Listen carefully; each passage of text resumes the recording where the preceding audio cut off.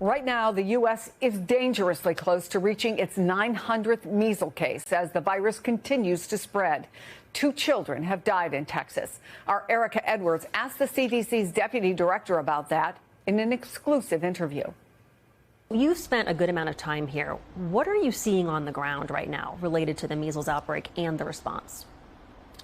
Well, number one, I can say that people here love their children. In Gaines County, there is a real desire to bring this to an end, to make sure that no more children die and that we're able to control the outbreak of measles. MSNBC medical contributor Dr. Vin Gupta is here with me, and back with me, MSNBC political analyst Donna Edwards. It's always good to have you here.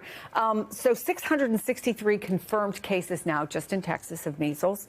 A local paper in Lubbock, and that's where the outbreak started, says the latest case involves an infected person on a college campus. At this point, how worried should we be? Well, this is going to get worse before it gets better, clearly. For sure. Absolutely. So I think we're all, nothing's a guarantee, but in terms of expectations of what we should be prepared for, every state official, Department of Health official in these states needs to be prepared for greater public awareness campaigns on staying home if you have symptoms concerning for measles, because of course, there's an incubation period between exposure and actually testing positive. Can be up to a week, potentially. And so being aware of your symptoms, staying at home if you're developing symptoms that are consistent with measles is critical. Also developing an understanding of when to get tested. And then, of course, emphasizing, because we just saw the FDA commissioner about a week ago say on national TV, or refuse to say on national TV, that the best way to protect yourself is through vaccination, and to hammer home that message to parents. He missed an opportunity to do that, and so we have to emphasize that. Yeah, there was an expansion in Virginia of a warning on areas exposed to a child with measles. And as we see this continue to grow, can we remind people why the concern is so great and how easily this can spread? Well, yeah, first of all, this is probably one of the most contagious, just infectious diseases on the planet, number one. And number two, why is this important? This is more than just a skin rash, Chris, and I think that's what gets lost is often really what happens here. And the concern, especially amongst kids, or if those that are older, is that what lands them in the hospital, especially if they're not protected with the vaccine, is pneumonia-like complications or even swelling in the brain. And that's not just an abstract thought. That's up to 25% of people unvaccinated and exposed. So this is a serious illness, incredibly contagious. One person infected in, say, a college dorm room can infect 9 other people around them within just a matter of minutes. So, Donna, the Texas Tribune is reporting a statement from HHS Secretary RFK Jr. about kids who get measles. Quote, every child who gets measles gets a headline, Kennedy said during the visit alongside Agriculture Secretary Brooke Rollins. When I was a kid, there were 2 million measles cases a year, and nobody wrote about them. What do you make of that from the top health official? Well, I think it's just highly irresponsible.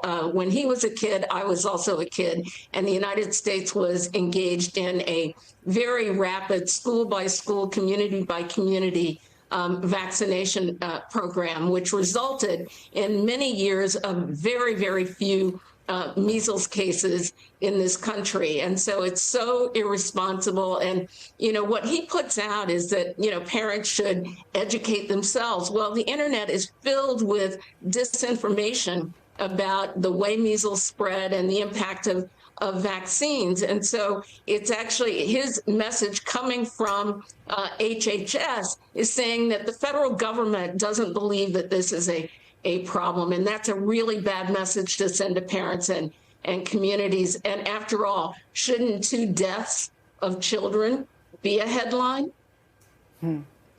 I want to ask you about one other thing, Doctor, because there's new guidance from Harvard about a booster shot for adults when it comes to measles. What do people out there watching need to know? Number one, if you do not know your measles vaccine status, which tends to actually be more people than you think, and you're worried, just get a booster shot. It can't hurt you? It can't hurt you. Because I keep hearing this number like 1957, 1958. What's... You know, I think part of the problem with our health communications is that it's complicated. And I think we're overcomplicating it. So if you don't know and you were born before 1957, get a booster shot. If you just don't know your vaccine status, regardless of your age, you can get a booster shot.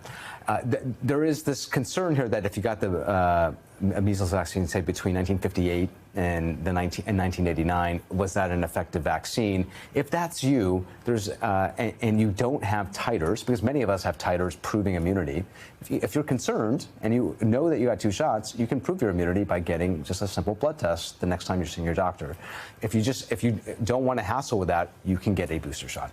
And so really the bottom line here is if you're worried at all about your protection, if you have an underlying chronic illness or you just don't remember, or you're worried, you can just get a booster shot. Is there any adverse impact to that, just like a sore arm or whatever, just so people know? There can be injection site soreness, just like you get with any vaccine that goes away self-limited, and really that's kind of the extent of it. All right. Dr. Vingupta, do you have your booster? No, I've documented my immunity. Okay. I'm not going to ask you, Congresswoman.